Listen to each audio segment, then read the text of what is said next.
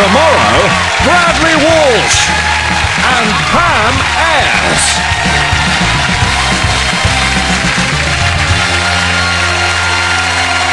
Thank you. Welcome back. We didn't have a chat in the ad break. They went very gobby, this lot.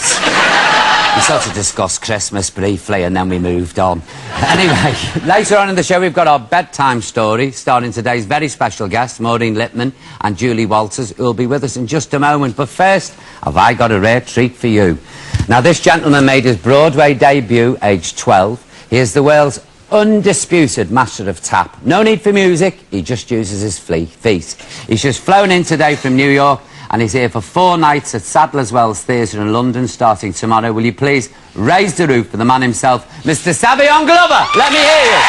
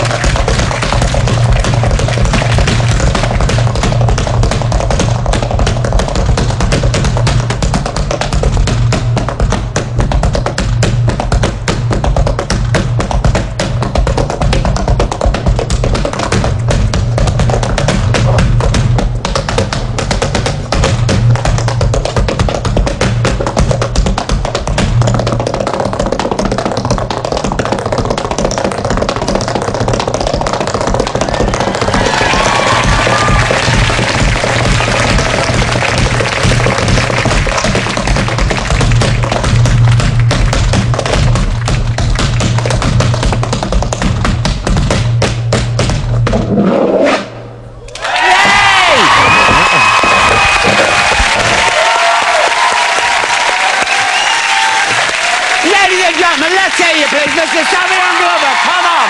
That was brilliant. Thank you. Thank you so much. And if you'd like to see that man in action, then details of his performances are on the website. Do you know, I'd swap me beauty to be able to do that. What you laughing at? Right, you ready then to bring on the first of tonight's leading ladies?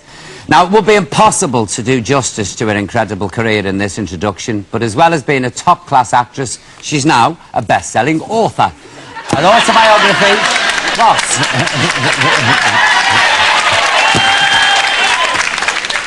I'm giving you the packet here, Julie. I'm sorry. I'm giving you the bowl, girl. I'm not going to spoil the magic. Carry on. You don't stand a chance, do you? Do you, really? An autobiography beautifully brings to life her early years in Smethwick, and I discovered loads of things that I didn't know about her. At school, she was branded subversive. I think she's brilliant as well as subversive. Will you please welcome Julie Walters? Let's hear you.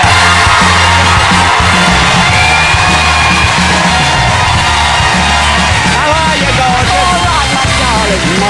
It's good to see you and all. I love your book. Oh, Julie. Have you got to sign it for me? I want you to...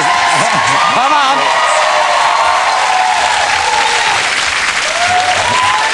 How are you, gorgeous? I'm you all okay? right. Thank you. How fantastic was that? Would you... I mean, isn't that brilliant? I would kill Julie to be able to tap dance like that. Well, I had to learn a bit of that for You stepping did for out. stepping out? I never really mastered it. You weren't bad. Seriously. Well, I nearly kicked myself to death in the process, actually. I have to say, it's so hard. You've never trained as a dancer, then?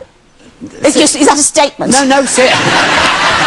That's an observation. No. Did you see, Mamma Mia? No, but I saw stepping out, and like you had really hard steps when they do the big finale at the end. Oh, it was terrifying. I bet it was. Well, I was 14. I'd never done it before. And Lewis Gilbert said, I said to him, but it's about the director was Lewis Gilbert, who directed Educating Rita. And he rang up and said he was going to do this. And he said, you know, it's about tap dance. I said, oh, yeah, I know, I've seen this on stage. Lewis, I can't tap dance. He said, well, that's all right. He said, it's all right, darling. We can shoot round that. But then they didn't. And then we arrived, then we had this terrible man who taught us, and really, I was at the bottom of the class all the time. It was Liza's choreographer. How long did it take you to learn then to tap? I'd never really got it. Oh, you did? Well, I did a little bit. I must have done about 3 weeks before I went. Yeah, then we had 3 weeks rehearsal. It was terrible. I'd have needed 6 years, seriously. Oh, it is difficult. It is difficult. It is hard, isn't it? Yeah, because it's not symmetrical. No, one foot does one thing and the other one does nothing, and you go, come on, move. That's right, yeah, exactly. Can I ask you a question? Did you live in my house when I was a kid? Stop it. Well, do you know what? I thought that's about you. Seriously. I mean, so much is similar. I know. Isn't it? Because I'm reading yours at the moment, and I just thought, I'm glad I didn't read it before I started writing. Well, I said this about that, yes. Because, I mean, I'll tell you what I'm doing with yours, and I've done the same at Maury. You can see what I've earmarked yours. Yes. I'm keeping it for my holidays. Oh, are you? No, because you know when you find a good book, you think, I want to keep this. I don't want to read it in bed. I want something to read when I'm on holiday. And when we finish after Christmas, I always read the same old things. Yes, so I thought, yes. I'm going to keep this. But I'm already heavily, like, the temptation to go home tonight now and think, well, I'm going to finish this. Yeah, I know, it's a cracking read.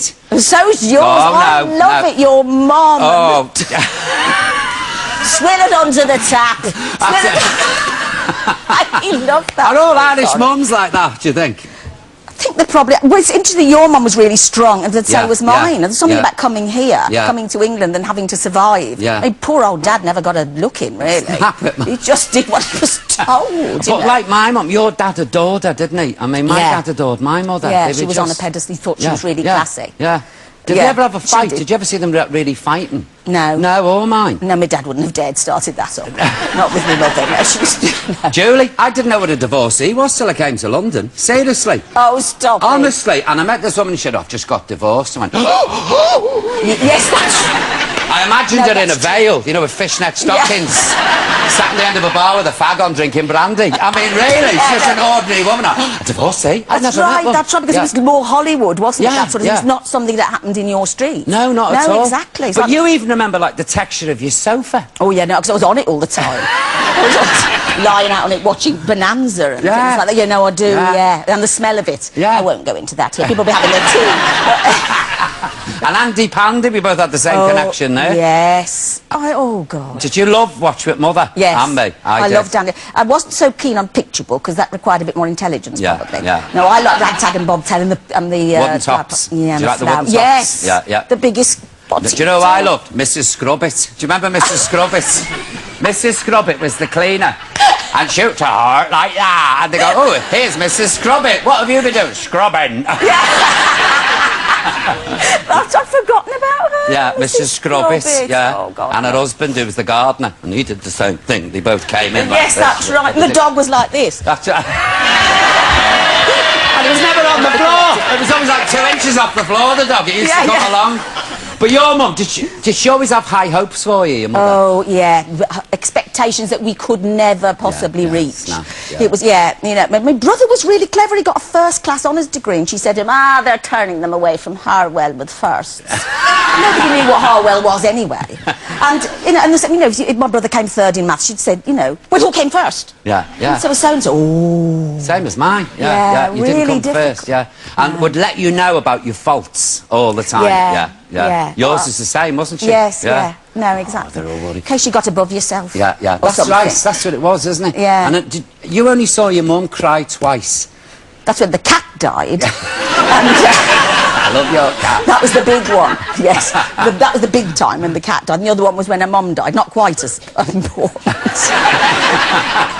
Do you know when you did GBH, Alan Bleasdale's GBH, did you base any of it on your mother? It was more. It was kind of more on my grandmother, really, because my grandmother was a real influence all through my childhood. Having had the 2 strokes. You know, my brothers used to say, at the 3rd stroke, she will be 78. and so she was slightly